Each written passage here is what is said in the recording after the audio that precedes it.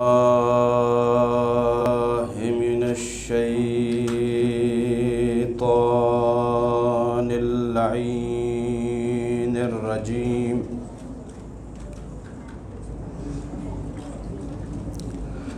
بسم الله الرحمن الرحيم. الحمد لله رب العالمين والعاقبة للمتقين والنار للعاصين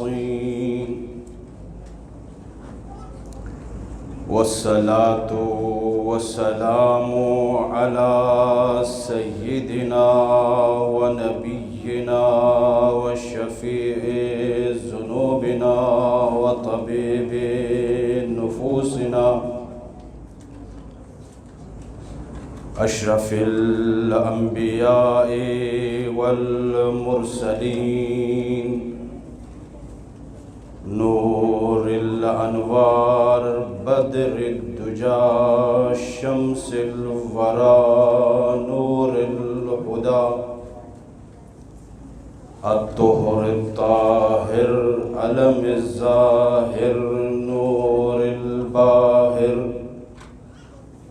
البشير النذير صاحب التاج والمعراج أبي الزهراء جد الحسن والحسين المصطفى الأمجد أبي القاسم.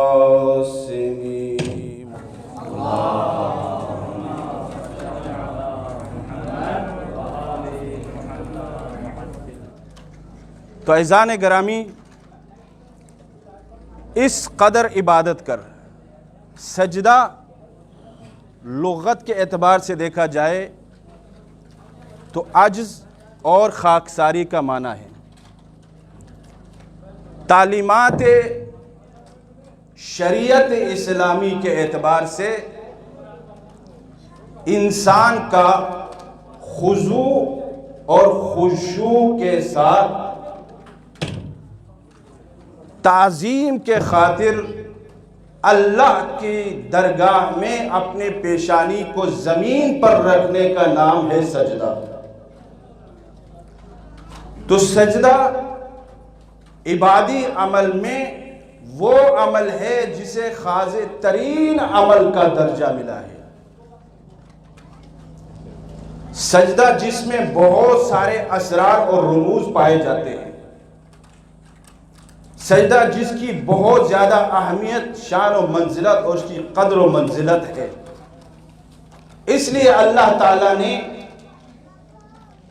ایک مکمل سورہ کو سورہ سجدہ کے نام سے اتارا ہے.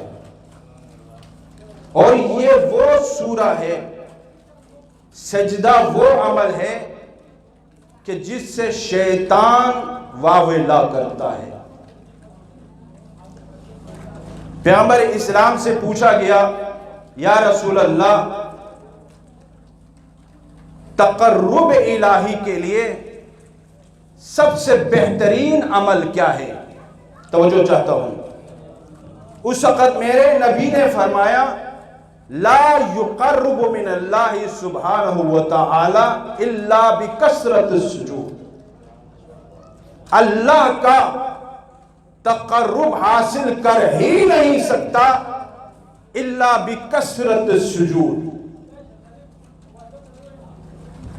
اور امام صادق علیہ السلام فرماتے ہیں، ان العباد اذا طال السجود حيث لا يراه احد قال الشیطان اللعین واویلا اطاع وعصیت سجد وابیت. وہ اپنے اوپر ملامت کرتا ہوا یہ کہتا ہے، دیکھو اس اللہ کے بندے نے اللہ کی اطاعت کی جس کے میں نے معصیت کی. اس اللہ کے بندے نے اللہ کا سجدہ کیا، میں نے اس کا انکار کیا. جس کی وجہ سے تا قیام قیامت تک لعنت کا توق اس کے گردن پہ رہا۔ اس کے اسرار اور رموز کے بارے میں جب میرے مولا امیر کائنات سے سوال کیا گیا کہ یا علی اس سجدے کا معنی کیا ہے، اس میں اسرار اور رموز کیا ہے، تو اس وقت میرے مولا نے 4 الفاظ میں 4 جملوں میں اس کے جواب کو عطا کیا۔ منہا خلقتنی منہا خرجتنی الیہا تعیدنی منہا تخرجنی، کہ جب تم پہلا سجدہ کرتے ہو، سجدے کے لیے تم اپنی پیشانی کو سجدے کی طرف جھکاتے ہو، اس کا مطلب اور معنی یہ ہوتا ہے کہ میرا وجود اس مٹی سے ہے۔ جب تم اپنے سجدے سے سر کو اٹھاتے ہو، منہا خرجتنی، اس کا معنی یہ ہوتا ہے کہ مجھے اس مٹی سے نکالا گیا ہے۔ پھر جب تم سجدہ کرتے ہو، سجدے کے لیے اپنی پیشانی کو جھکاتے ہو، تو اس کا مطلب یہ ہوتا ہے الیہا تعیدنی، مجھے اس مٹی کی طرف پھر پلٹایا جائے گا۔ پھر جب انسان آخری سجدے سے سر کو اٹھاتا ہے، منہا تخرجنی، اس کا مطلب یہ ہوتا ہے کہ مجھے اس مٹی سے پھر اٹھایا جائے گا۔ یعنی عقیدہ معاد کو مکمل 4 الفاظ میں سمیٹ کر سجدہ عبادت میں بتا دیا۔ توجہ ہے نا عزیزان گرامی، یہ وہ سجدہ عمل ہے۔ اس کے بعد اللہ ارشاد فرماتا ہے وَعْبُدْ رَبَّكَ حَتَّى يَأْتِيكَ الْيَقِينُ، تیرے رب کی اتنی عبادت کر کہ تو معرفت کی، یقین کے اس منزل پر پہنچ جائے۔ تو سجدہ عمل کا کمال ہے، یقین علم کا کمال ہے۔ تو علم جب یقین کے منزل پر آ جائے تو وہ علم جو ہے غیب کو مشاہدے میں بدلتا ہے، علم غیب کو حضور میں بدل دیتا ہے۔ علم غیب کو غیب میں نہیں رکھتا، اس کے مشاہدے میں سامنے حاضر کرتا ہے۔ تو جب علم اگر غیب کو مشاہدے میں بدل دے تو وہ علم یقین ہے، اگر موت اس کے غیب کو مشاہدے میں بدل دے تو وہ موت یقین ہے، کیونکہ موت بھی انسان کو مشاہدہ کراتا ہے غیب کا۔ جب موت انسان کے قفل سے انصری سے اس کے دروازے کو کھول کر اس کی روح کو آزاد کر دیتی ہے، تو وہ تمام اشیاء جو ماورائے حجاب تھا اس دنیا میں اس کے، وہ ساری چیزیں اس کے مشاہدے میں آ جاتی ہیں، اس کے سامنے آ جاتا ہے، اس کے لیے حضور بن جاتا ہے، کوئی چیز اس کے لیے معنی نہیں رہتی۔ تو تفسیر میں مفسرین نے اسی لیے اس دونوں کو معنوں کا مراد لیا ہے۔ تو جب انسان اس یقین کے منزل پر آ جائے تو اس وقت اس کے لیے اس دنیا کا کوئی پردہ حائل نہیں ہوتا، کوئی چیز مانی نہیں رہتی۔ تو اس سے میں یہ عالم اسلام کے مسلمانان عالم اسلام سے یہ پوچھنا چاہتا ہوں کہ طول تاریخ میں کوئی ایسا بندہ دکھا، کوئی ایسی ہستی دکھا کہ جس نے یہ اعلان کیا ہو کہ میں اس یقین کے منزل پر فائز ہوں، میں اس معرفت کے منزل پر فائز ہوں۔ تو آپ کو طول تاریخ میں کوئی ایسی ہستی نہیں ملے گی الا میرے امیر المومنین کے علاوہ۔ میرے مولا نے ببانگ دہل یہ اعلان کیا تھا کہ میں اس یقین کے منزل پر فائز ہوں، اس لیے میرے مولا نے فرمایا لو کشف الغطا مزددت یقینا، کہ علی یقین کے اس منزل پر فائز ہیں کہ علی کے نظروں سے پوری دنیا کے پردوں کو ہٹا دیا جائے تو علی کے یقین میں ذرہ برابر اضافہ نہیں کر سکتا. اور علی یقین کے اس منزل پر فائز ہونے کے ساتھ اللہ کی عبادت کرتا تھا. اس لیے میرے مولا فرماتے ہیں واللہ ما عبدتک خوفا من نار ولا طمعا لجنتک بل وجدتک اہلا لعبادہ. پروردگارا، مجھ علی نے تیری عبادت تیرے جہنم کے خوف سے نہیں کی، اور نہ ہی مجھ علی نے تیری عبادت تیرے جنت کی لالچ میں کی ہے، بلکہ پروردگارا مجھ علی نے تیری عبادت اس لیے کی ہے کہ میں یقین کے اس منزل پر فائز تھا کہ میں نے تجھے لائق عبادت پایا ہے. صلوات پڑھیے محمد آل محمد.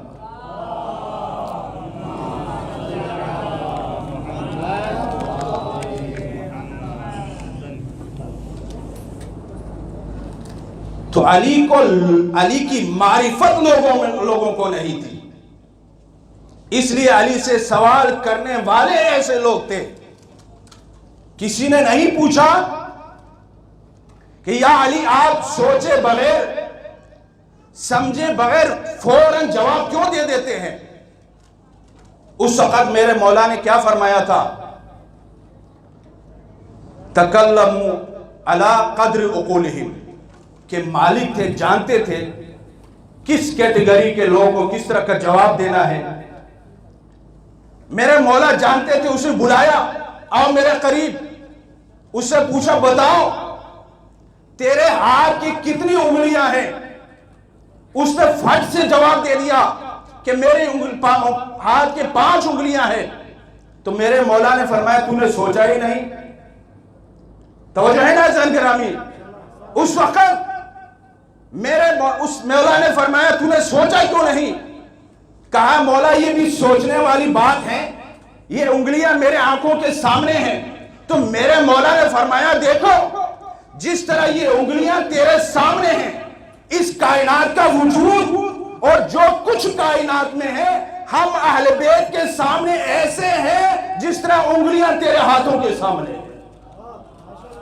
اس لیے علی کو سوچنے کی ضرورت نہیں ہوتی. تو عزیزو، ہر امام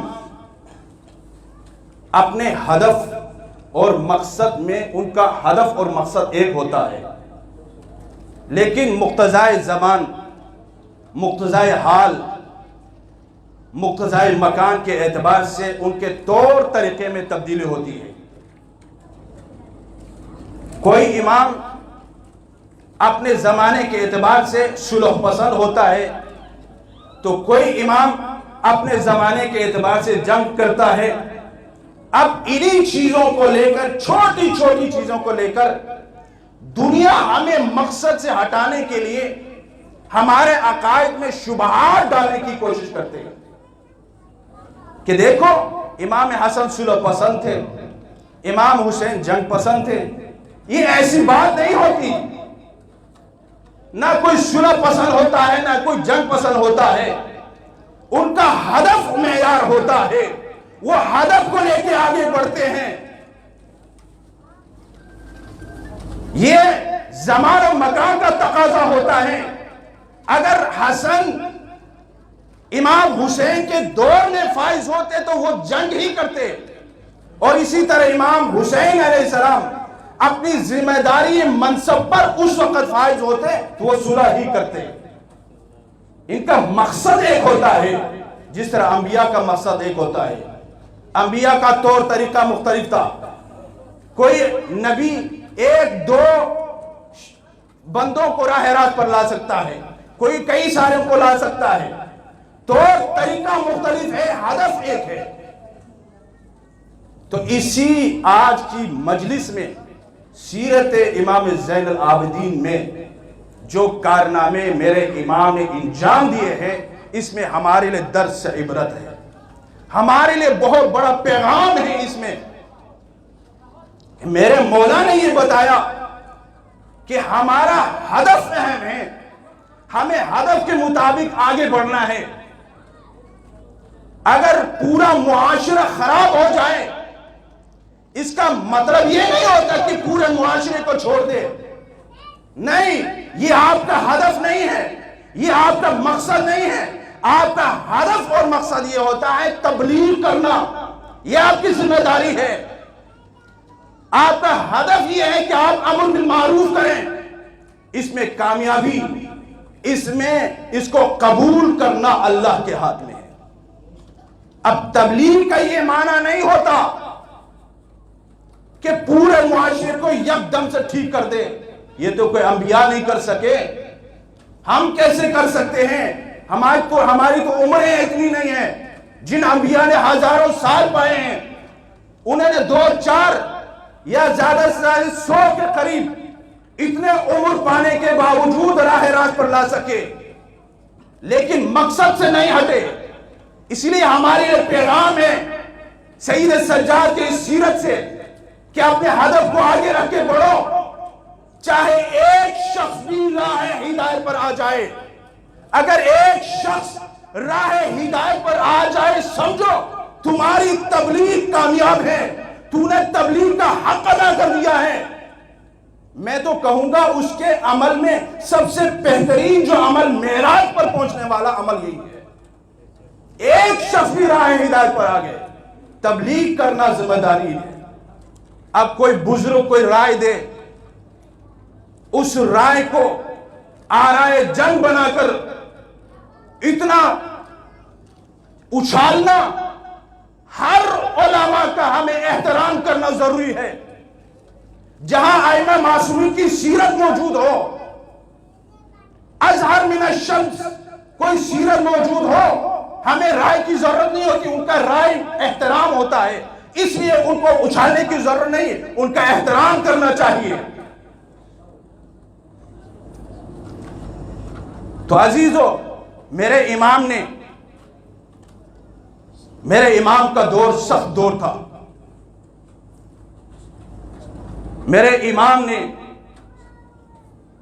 کس قدر دل سوز واقع کربلا کو دیکھا،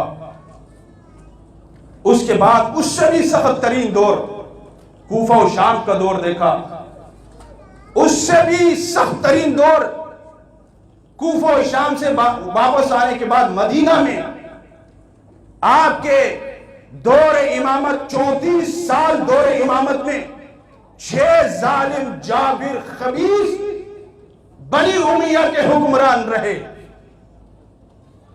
جن میں مروان کے لیے سیوطی کہتا ہے یہ بہت بڑا جابر ظالم تھا،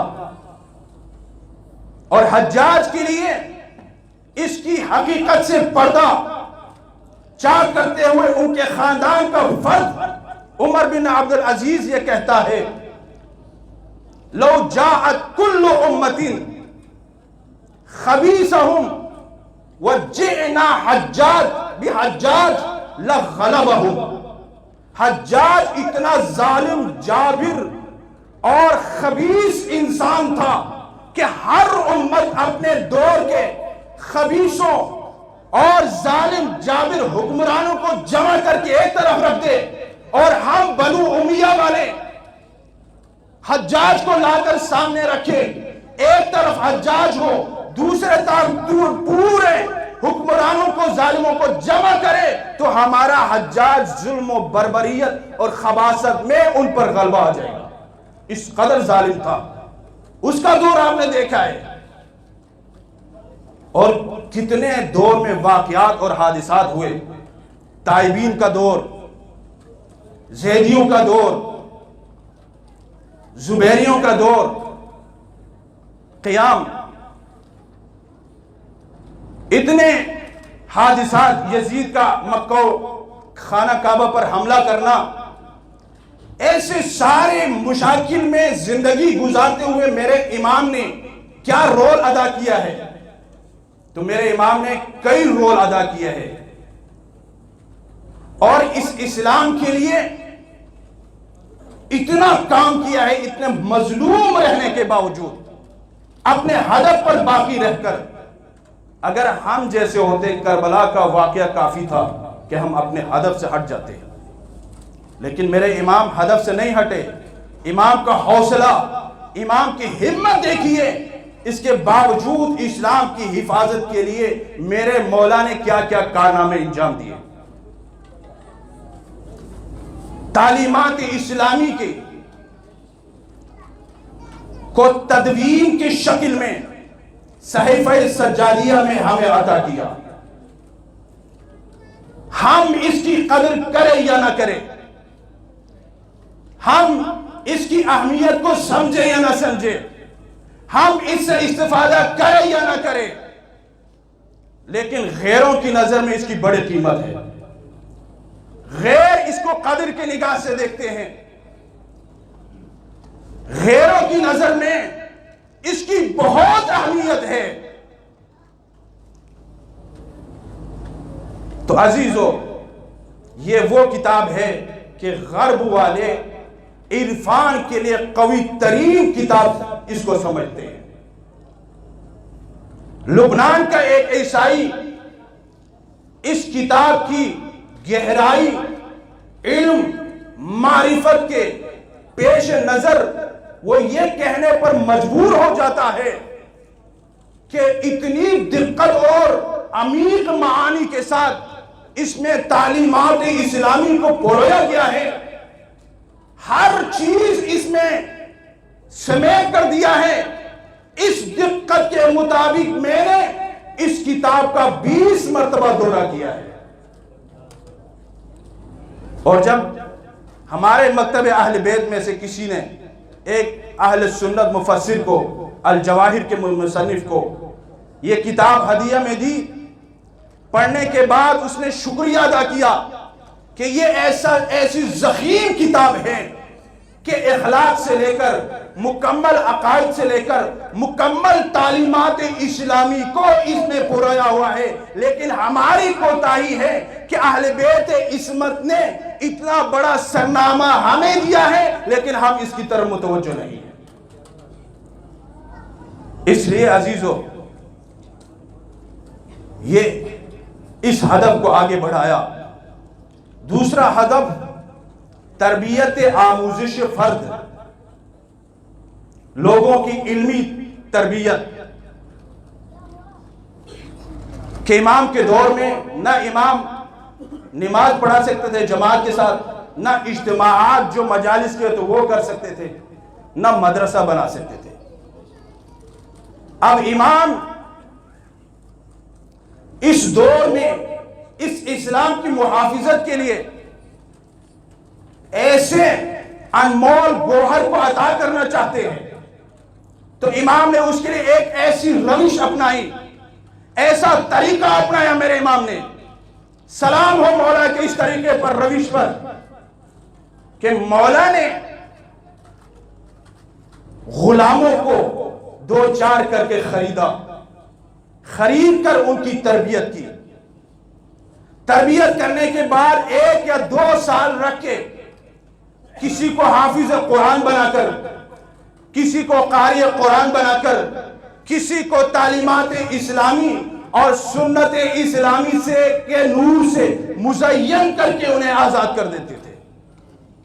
اس طرح آپ نے 50 ایسے شاگرد انمول گوہر دیے اسلام کے لیے کہ جن کو اسلام کا ستون سمجھا جاتا ہے. شیخ توسی صاحب علم رجال میں کہتے ہیں کہ امام نے 170 شاگرد چھوڑے ہیں کہ جو امام صادق اور امام باقر علیہ السلام کے ہدف کو آگے بڑھانے کے لیے معاون مددگار بنے، انہیں کے لیے مقدمہ بنا. اس طرح آپ نے تعلیمات اسلامی کے لیے آپ نے اپنے ہدف کو آگے رکھا. اس کے بعد ایک ہدف کیا تھا آپ کا، اور وہ ہدف تھا تبلیغ تعلیمات اسلامی. صلوات پڑھتے ہوئے تھوڑا آگے آ جائیں، پیچھے جگہ نہیں ہے. آپ بلا فاصل کے معنی والے صلوات پڑھتے ہوئے آگے تشریف لائیں.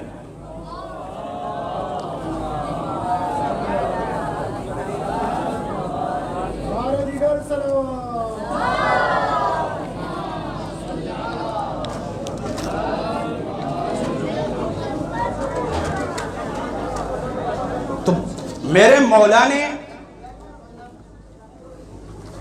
تبلیغ اسلامی کے لیے مسلح عبادت کو ایک ذریعہ تبلیغ بنایا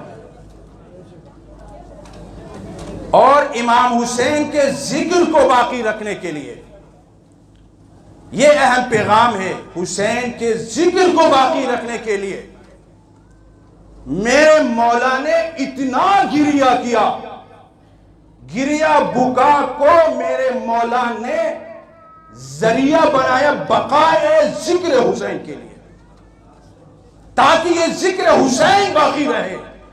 اب ہمیں ائمہ خصوصاً اس امام کی سیرت میں یہ چیز مل رہی ہے کہ ذکر حسین کو باقی رکھنا, مجلس امام حسین کو برپا کرنا کتنا اہم ہے.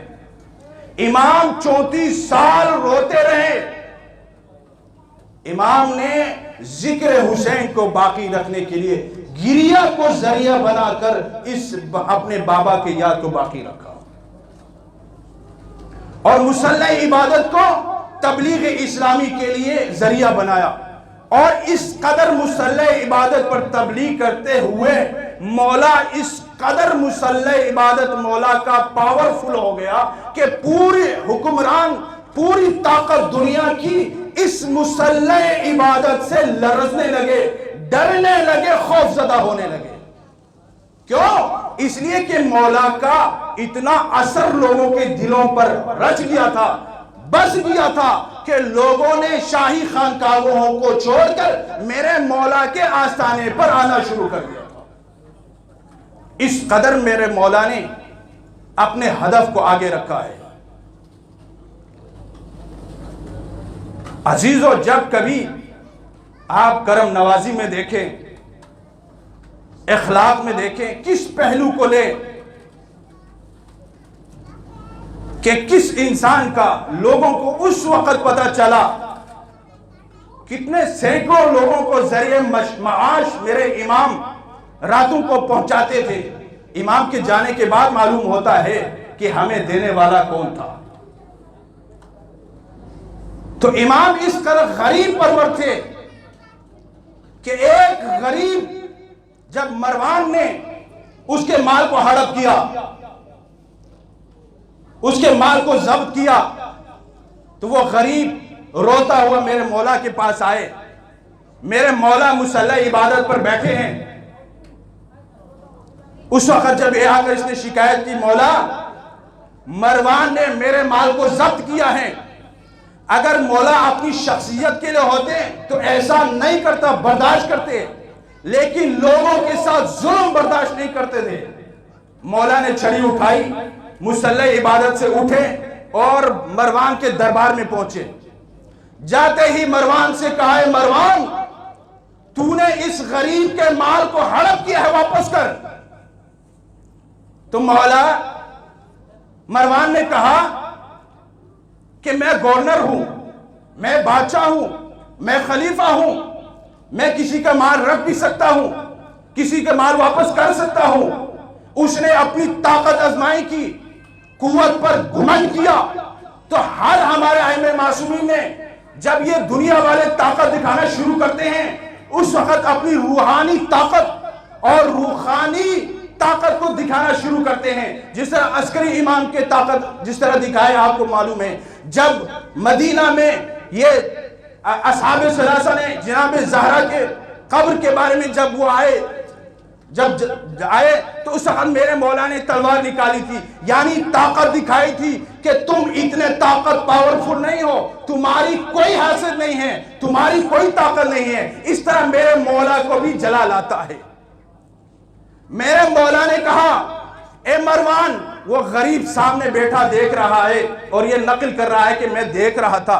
میرے مولا نے اس چھڑی کو زمین پر مار کر کہا, اے مروان, اگر تو گورنر ہے تو میں علی ابن الحسین ہوں، میں علی ابن الحسین ہوں، میں علی ابن الحسین ہوں، میں حسین بادشاہ کا بیٹا ہوں۔ تو اگر گورنر ہے، تجھے چاہیے کہ اس غریب کا مال واپس کر دے۔ اس وقت اتنے خوف زدہ ہو کر مروان یہ کہتا ہے فرزند رسول آپ کو چاہیے کیا؟ اس وقت میرے مولا نے کہا اس کا مال واپس کر دیجئے۔ اس نے مال واپس کیا، غریب واپس چلا جاتا ہے، امام پلٹ جاتے ہیں۔ اس کے بعد وہاں بیٹھے لوگوں نے مروان سے کہا اے مروان تو بڑا بہادر تھا، تو بڑا چیلنج کرتا تھا، میں تو بڑا بہادر ہوں، ابھی ایک درویش ہے، ایک غریب بیٹھا ہے، اس نے مال مانگا ہے، تو نے اسے ڈر کے واپس کر دیا ہے۔ وہ کہتا ہے ارے مجھے خود معلوم نہیں ہے میں نے کیا کیا ہے، میں جب مولا نے کہا مال واپس کر دو، مولا کی آواز میں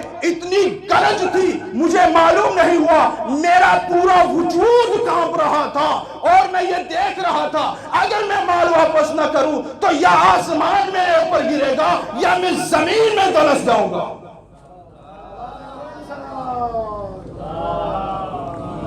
صلی اللہ علیہ وسلم۔ اس قدر آپ کو ائمہ علیہ السلام سے محبت ہے، صلوات بھی ایسے پڑھ رہے ہیں۔ صلوات پڑھ جو محمد آئے۔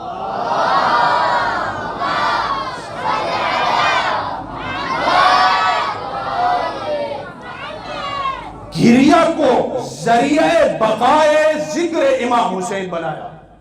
اس قدر روئے میرے امام، سامنے پانی پر نظر آئے تو روتے، کھانا کھاتے تو روتے، بازار جائے تو روتے، قصاب کو دیکھتے تو روتے۔ اس قدر میرا امام نے اس ذکر کو باقی رکھنے کے لیے گریہ بکا کیا ہے عزیزوں۔ یہاں تک کہ آپ کے ایک شاگرد نے آپ سے کہا مولا کب تک آپ روتے رہیں گے؟ 34 سال بیت گئے ہیں، مولا کہیں آپ کی بینائی چلی نہ جائے۔ اس وقت میرے مولا نے کہا منہال تو نے انصاف نہیں کیا۔ اللہ اکبر، اجرکم علی اللہ۔ بیمار کربلا کا ماتم ہے عزیزو، آپ آتے ہیں اپنی بخشش کے خاطر، بخشش کے لیے سب سے اہم ذریعہ آنسو ہے عزیزو، چاہے یہ گناہ کے لیے، مغفرت کے لیے بہائے، چاہے ذکر حسین کے لیے، یہ اہم ذریعہ ہے عزیزو۔ شرم کر کے نہیں رونا۔ یا آج غریب بیمار کربلا کا ماتم ہے۔ میرے امام نے کہا منہال تو نے انصاف نہیں کیا۔ منہال تجھے یعقوب کا واقعہ تو یاد ہوگا نا؟ ارے منہال یعقوب کے 12 بیٹوں میں سے ایک بیٹا یوسف ناظروں سے اوجھل ہو جاتا ہے تو یعقوب اس طرح روتے ہیں کہ یعقوب کی بینائی چلی جاتی ہے، ان کی پلکیں سفید ہو جاتی ہیں۔ منہال کربلا کے میدان میں تو میرے 18 یوسف میرے سامنے مارے گئے۔ آئے منہال اب میں نہ روؤں تو کون روئے گا؟ آئے منہال تو نے انصاف نہیں کیا۔ آئے عزادارو، امام اس کربلا کے بعد جب کوفہ و شام کا منظر آتا ہے، امام پر یہ سخت گزرتا ہے۔ اس کوفہ و شام کے درد کو میرے امام بیان کرتے ہوئے جب میرے امام کربلا میں پہنچے نا، اپنے عزیز و اقراب شہداء سے مخاطب ہو کر میرے امام کہتے ہیں آئے چچا عباس، نہر علقمہ پر بازو شہید کرنا آسان ہے، علی اکبر کلیجے پر برچھی کھانا آسان ہے، علی اصغر حلقوم پر تیر کھانا آسان ہے، قاسم گھوڑوں کے ٹاپوں کے نیچے ٹکڑے ٹکڑے ہو جانا آسان ہے۔ عزیز و کربلا کے میدان میں شہداء کی لاشیں تڑپ جاتی ہے۔ آئے سجاد، تیر بھی آسان ہے، نیزہ بھی آسان ہے، تلوار بھی آسان ہے، تو سجاد مشکل کیا ہے؟ آئے عزادارو سید سجاد بیان کرتے ہیں کوفہ و شام کا بازار، کوفہ و شام کا زندان بدماشوں کا مجمع ہو، شرابی کرسی نشین ہو، بے سر ننگے بے مخنہ و چادر جناب زینب جیسی ماں میری ساتھ کھڑی ہو، اس سے بھی اور کیا قیامت ہو سکتی ہے۔